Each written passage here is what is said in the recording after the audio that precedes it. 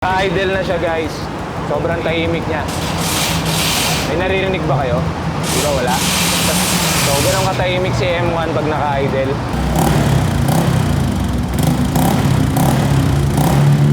Yo, what's up mga kontrabida? Nakikita nyo sa aking harapan M1 B-Lane, yung bagong-bago ni B-Lane exhaust ngayon. So papakita ko sa inyo kung paano tanggalin at ikabit yung kanyang silencer. So, as you see, ayan yung bolt ng silencer nito nandito sa side. So papakita ko sa inyo kung paano tanggalin. Let's go. Sige bomba, bilang lang ang malakas. Sige bomba, bilang lang ang... So kailangan nyo lang 4mm Allen wrench. Mas maganda, mas maiksi kasi nasa likod yung kanyang bolts. Tatanggalin muna natin yung rubber.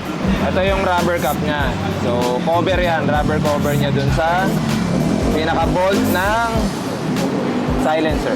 So, siyempre, pasok lang natin yung kanyang Allen.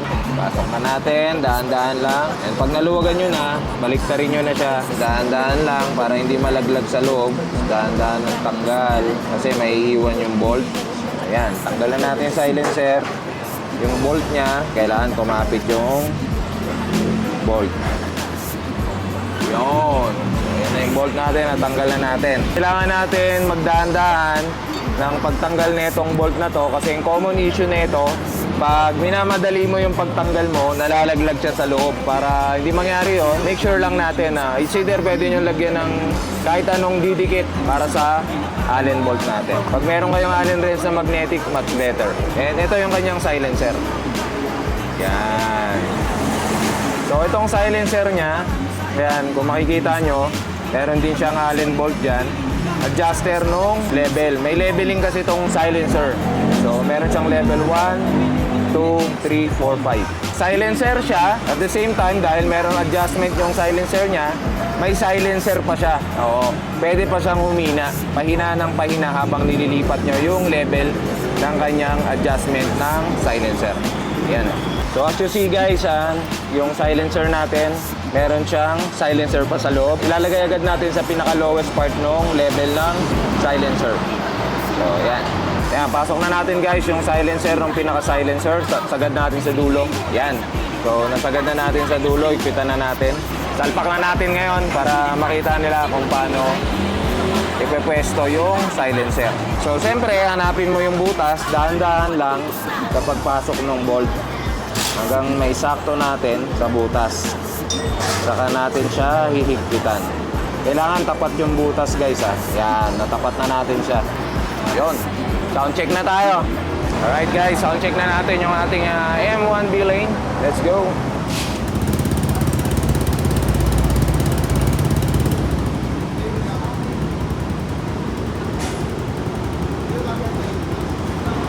Yan. O, kung makikita nyo, naka-idle na siya guys. Sobrang tahimik niya. May naririnig ba kayo? Di ba wala? So, ganun katahimik si M1 pag naka-idle. Kargaan natin ng konti.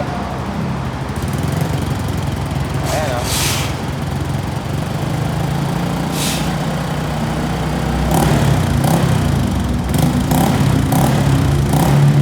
Ayan, ganyan siya katahimik guys ng M1 B-Lane natin.